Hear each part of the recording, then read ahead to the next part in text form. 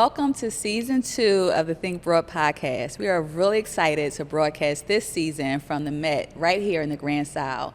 Make sure you subscribe and comment. You know, one thing we love is a community of engaged and informed stakeholders. So join us. And with that, welcome to our new guest today. How are you? I am very happy to be here, Sheila. Thank you so much for being here. Yes, and my thank pleasure. you so much for being a partner here on North Broad. Tell us who you are. I'm Shiela Ireland, and I'm president and CEO of OIC Philadelphia. And how did you, let's talk about the OIC and then also how you got into this workforce development space, because this is your jam. This is what you do. Yeah, so where should I start from the beginning? Right, because, I don't tell the people anymore how many decades it's been.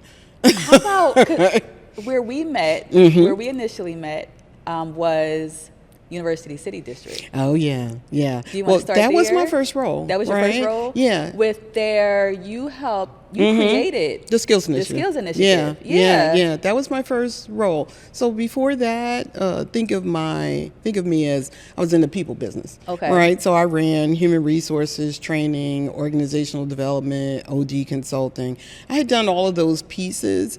But when a friend called me and said, the district is looking for someone, and I think your set of skills would work, I just rolled in like, let's see, that kind of thing. And the rest is history. And I will always say it changed my life and the trajectory of my career because it allowed me for the first time to take everything that I knew about connecting talent to opportunity, but push all the levers. So for instance, when you run HR, I see you on the best and worst day of your life. I'm hiring you or I'm firing you, right? When I'm training people, I'm providing people with the tools that they may use or not use, right, in some way. Organizational development, I hope no consultant out there hates me for saying it, but I will say, I walked into organizations that wanted me to tell them that they were right, even if they weren't. Right. And so for the first time with the Skills Initiative, you can blend all of those practices in a way that really helped uplift the folks that I wanted to serve in that role. So that was the ride of my life. Yeah. And then what? Where did you? Oh, my. What was your road to OIC? So I left University City District. So I was vice president of University City District, Skills Initiative, and I built their first social venture, Green City Works. So I left there and I went to Rebuild, right, to do youth and adult apprenticeships. And then I also ran the Minority Women Disabled Business Enterprise Support side of the house there. Right, I left there, only lasted 4 months with the city. The city booted me up to the Office of Workforce Development, where that was fueling Philadelphia's talent engine, the first citywide workforce development strategy. Nice. Then here comes COVID, right? COVID, the Office of Workforce Development closed on June 1st. June 15th, I started as the Deputy Secretary of Labor and Industry for the Commonwealth of Pennsylvania. So that role puts you over all the workforce dollars in the Pennsylvania workforce system, which is PA Career Links. And from there, that was under the Wolf administration. I knew I wasn't going to continue into the next administration. And I had been on the board of OIC, and when the opening occurred, they came to me and asked me would I be interested, and the rest is OIC history. Yeah. And in this space, because workforce development is major for a city like Philadelphia. Yes. Right? And so in this space, what have you seen to be like the biggest challenges? And I'm thinking not just with the organizational side, but with the people management side and the audience that we deal with and the challenges that come through that. And how do you think about it? These are a lot of questions. Yeah. But my mind is going, because I love workforce development, and I love what you do. I respect what you do so much. But I also recognize that it comes with people challenges. Yes, it does. That stems from systemic stuff. So how do you deal with that? It does. And if I ask myself, the question all the time because it's an important question to kind of answer.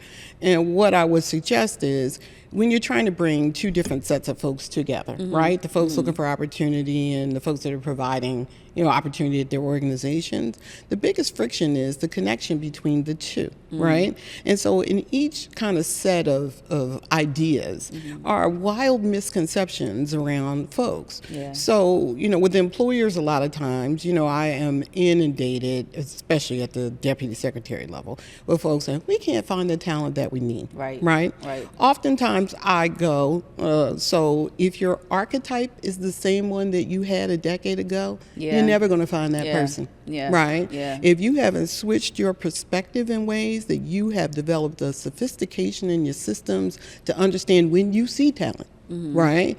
Then you're never going to find it, right? And if you also believe that you have left behind this world in which you need to build talent, that you can just buy it, right? But you're not paying buy it money. You're paying build it money, right? Then you have to invest in the people that you are hiring. Most employers want what I call a finished product. Yeah. And that means you show up on Monday, Shalimar, and I'm like, we're 9 to 5. The bathroom's over there. Lunch is 12 to 1. Get to work. Get to work. And I'm like, well, good luck with that. You know, that kind of thing. On the other side of the house, I would suggest that what I like most, and I guess no one would say this about COVID, is the rise in worker agency. No longer just I'll do whatever for whatever. People are making now cogent decisions around what employer they want to work for, why they want to work for them, how much they want to work for them, what is a fair exchange of value for their work, right? And then they have more access, I think, than ever to the knowledge that makes people more valuable, you know, to employers as well. But then sometimes that same COVID thing brings a wild disconnect. So I read an article the other day that said recruiters, they asked millennials, you know, what it was that they wanted from employers. And they're like, well, you know, I don't want to be in the office, and I want the flexibility for work-life balance. I want this and I want that. And they went to recruiters, and 57% said, I'd rather have AI or a robot than them. That's real. That's a real dynamic that we're dealing with now. And I think part of that comes with this is going to, we might need another podcast for this. So part of that is going to like, how do you think through impact? And so, you know, what is the impact of AI versus an actual human? Like, what's the long-term impact of that? And how do we shift and how do we prepare? One of my favorite scenes in Hidden Figures was when the computer came and the woman computers, right? And the character who played by I can't think of her name right now. I know what scene you're talking about. You know what I'm talking about? Yeah. And she decided to go learn about this new computer. Right. And she went to the library. She learned everything she needed to know about the new, what was the IBM or something like that. And she learned everything she needed to know about this new computer. And then she took that information back to her team. Right. Yeah, and so it wasn't like complacency, like, well, we're computers and we should have a job forever. It's like the realization, no, the world is changing. The world is changing. Yeah, and get on board. And this thing is going to take your jobs, but guess what? They're going to need somebody to program it. So let me help you. Let's help do that. So when that opportunity comes, and it will, it's coming. You're ready. Yeah. And that magical scene where they're all walking down the hallway because they need somebody to program, and those are the only ones that do it. And that's just like, it's a perfect kind of metaphor. Yeah. It does frighten me, though, for the community that we serve, right? So if you look at the digital divide, right, and digital literacy, especially in North Philadelphia, and it's, you know, we concentrate on 19122 and the 6 surrounding zip codes, right? We have a problem. Yeah. And as work moves into the digital age, if you have entire communities that have that gap that they cannot bridge in some ways, right? It is creating yet another system of devalued workers who are making below family sustaining wages, right? And that is, I thought, as America, the system we were trying to move away from. Right.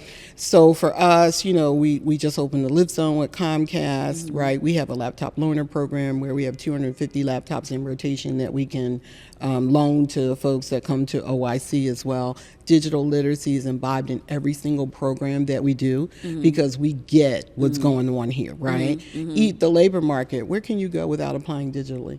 And if you don't know, if you're only on your phone, if you don't have the set of skills, right, it becomes yet another barrier to family sustaining wages.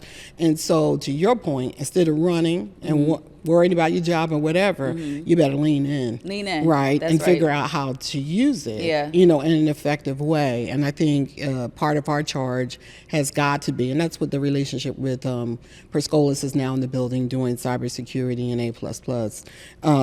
we're trying to lean into that space where we go, no, we're not going to let the digital divide, further oppress the community that we serve. Yeah, and you've done a fantastic job with that. And Well, I've seen the shift and thinking like, why are we still training our people on this when this is what's next? That's exactly it. Can you talk more about that transition for you with OIC? Yeah, and I want to give a shout out to Congressman Dwight Evans, because he was the first one to invest. But when we started to look around, there's a couple things that we shed, Shalimar, from OIC programming. I don't do any of that low-value, non-cognitive, routine work preparation, right? I don't do things like, the Hospitality Institute has been around for 35 years.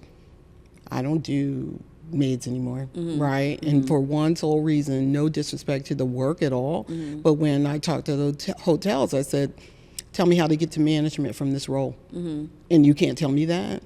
That's not what I do. I only do career ladder opportunities. People have to envision a future for themselves. That's important. It has to be a growth. It has to be a growth path. Right. No. It has to be a growth path. No workers. Yeah. I don't do workers, right? And so things like, forklift certifications, right? Workforce loves to do that. The reality is, if you don't have a driver's license, a clean driving record history, right? Some experience with a forklift, going to get a certification over one day is not going to get you a job. Right. So all those things are gone, right? Because we said, look, if you're not paying family sustaining wages, if it's not a career ladder opportunity, right? I'm not interested in putting people on the bottom rung of the ladder, right? That's a fallacy in workforce that drives me crazy, right? Yeah. You can start there, right? Absolutely. But there needs to be an end game involved, so you understand why you are shifting your behaviors and doing all this work and learning, right? So that you can build something for your family sustainable, not a one shot and go, right? Yeah. And so as we sort of moved out of that particular programming,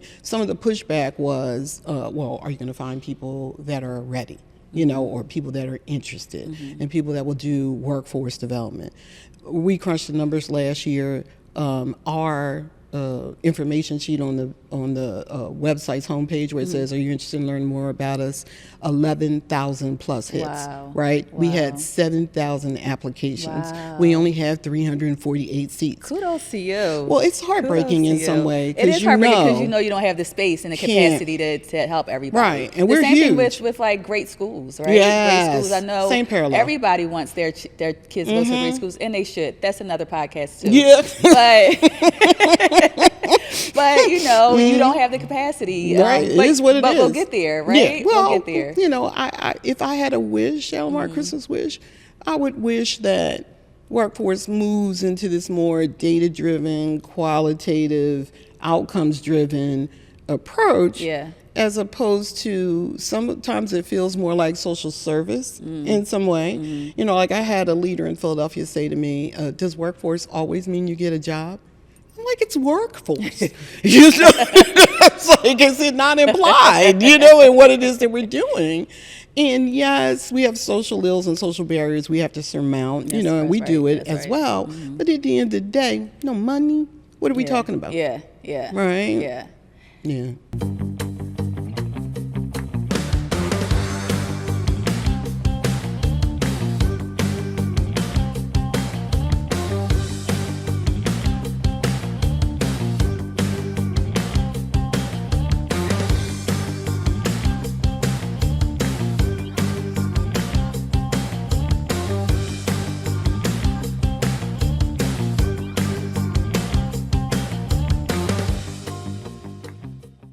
Um, 2026 and everything that's coming with 2026. How are you thinking about workforce in that space? So I will say this, the thing, and I hope I don't get in trouble for it, but the thing that I would like to see is more of a shift. Yeah, probably, whatever. But the shift to the focus on investment in people and communities, not preparation for events. You can do both. You can do both. Like you both can do both, right? Right. Yeah. Two things can be true. Right. My Yes. husband always says that. Yes.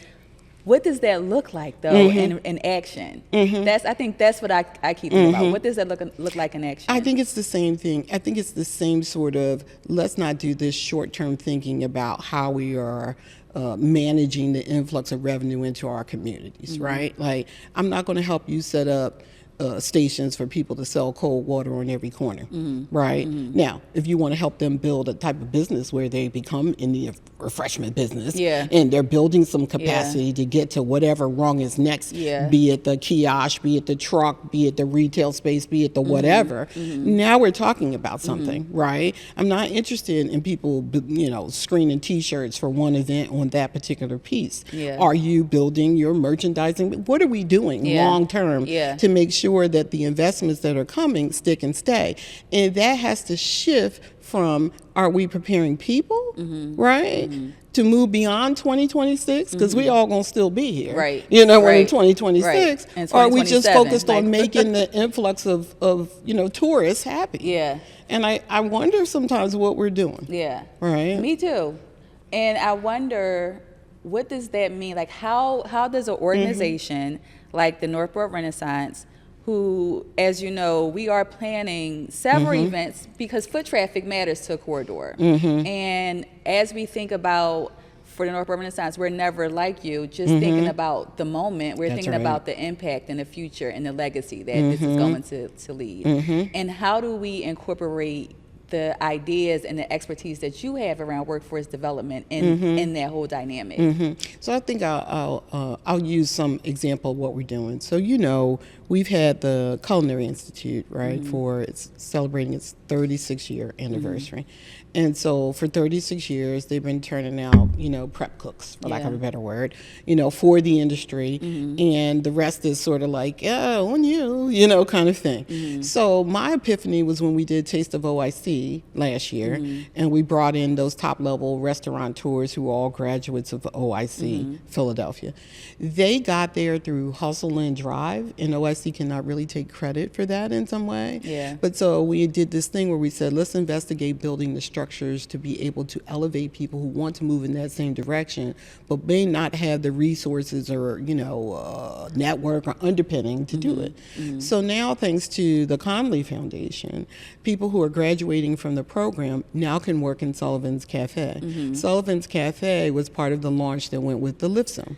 So it moves from, and we're going to talk about Sullivan Cafe because I'm really excited about that. But go ahead, finish your thought. Because we got a whole food thing, because food always works. That's what we say in training, FAW, I'm right? excited about that. But I wanted them to, when you come to OIC and you're in the Culinary Institute, honey, that's not real.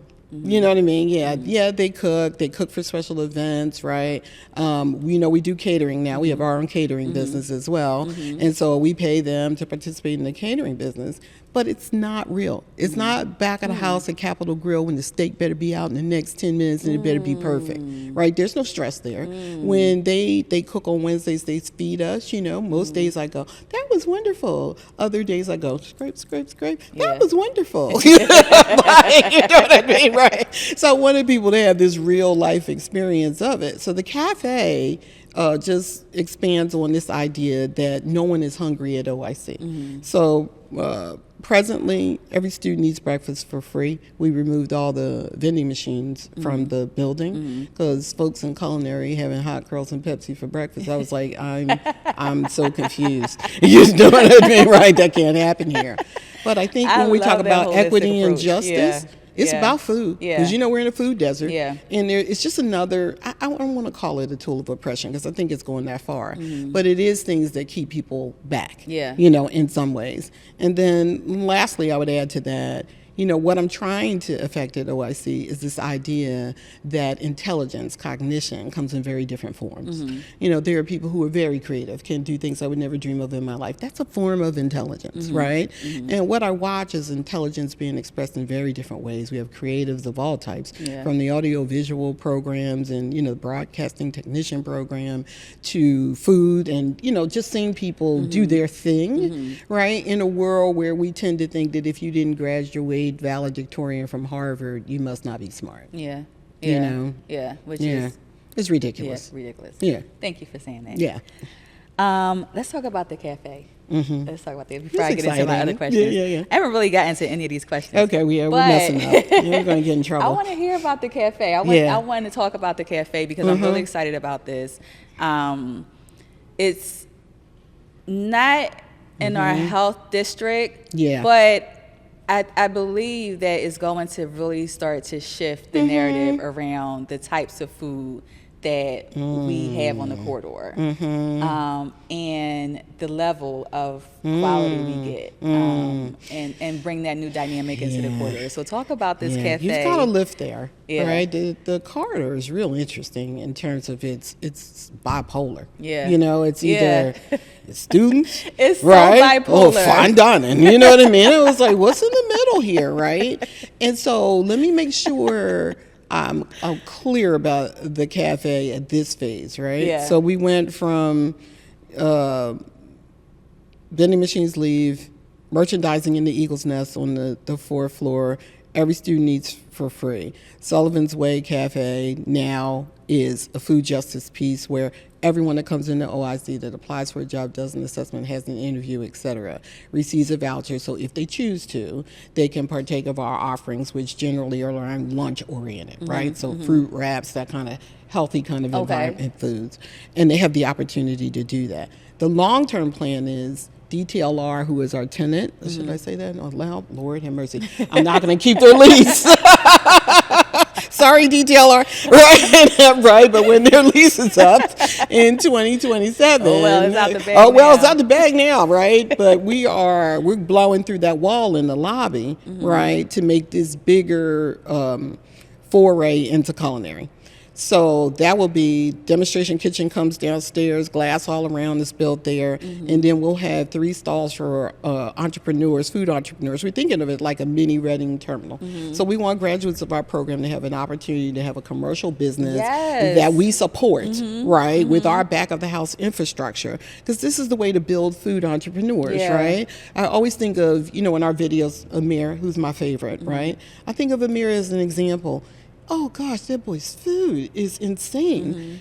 Does he know how to actually run a business? No, that's what he needed our support for. And a lot of times we have creatives that are really good at whatever it is they're cooking, but they're not a Crystal Bryant, that can win chop and know how to run 3 restaurants in Atlanta. And that's not that thing, right? How do I help them get there, but in incremental steps that I can afford to do? Right, because boosting an entrepreneur is a whole nother thing, as you well know.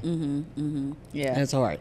But I'll say it, how it goes breadth is, so we work with Farmer John, we work with various grocers and providers, right? They're field trips, so they start to understand where food comes from, right? And then what is the difference, in your life, in your diet, your neighborhood, your family's health, when you shift that dynamic around what's good, that kind of thing. So some breadth in terms of understanding, and then I also some think depth. what we deserve, right? Ooh, like what we deserve as a community. Like we deserve this. This is something that we should have in our communities. But and don't it's you not think? Like only a certain class of people or everybody deserves good, healthy, fresh food, and to understand where it comes from and to understand how it supports your health and wellness. And I would suggest this, you just, hit on something that I think is key to the evolution of North Broad, OIC, the community that we serve, right? I think we got to get in that space where we're comfortable knowing what we deserve and demanding it. Right? Because right now, we're almost like, should we be asking? Right? And we're never do politics, right? Because we're a 501c3. But should we be asking? Should we be demanding? Should we be part of the conversation that says, at the end of the day, that's our tax dollars. Right? So how are they being utilized? Right? It's by the people for the people. Yes, absolutely. Right? And so sometimes I think... And that's advocacy. It's advocacy, but it's also a recognition of oppression. Right? Where, because, the whole idea of oppression is that, you don't have the right to ask, to be, to demand, in some ways. And I think, one of the ways you unravel that is say, absolutely, you have the right to it. Absolutely. Right. Absolutely. And let go of the devil, that part. Right. There we go. Y'all gonna edit that out, right? Please don't. Please don't. All right, go ahead. So we have to wrap up, and I always like to end with this question: what does hashtag Think Broad means to you? Ooh, Shalimar. So let me say, I'll give 30 seconds of kudos for the work, right? I think in the community, now I'm new. I'm only been here for 3 years. It's not like, when I was out West Philly for a while, right? But in the community that we, OIC, North Broad, all of us are trying to serve in some way, this idea of power, right? That we are a significant part of Philadelphia, right?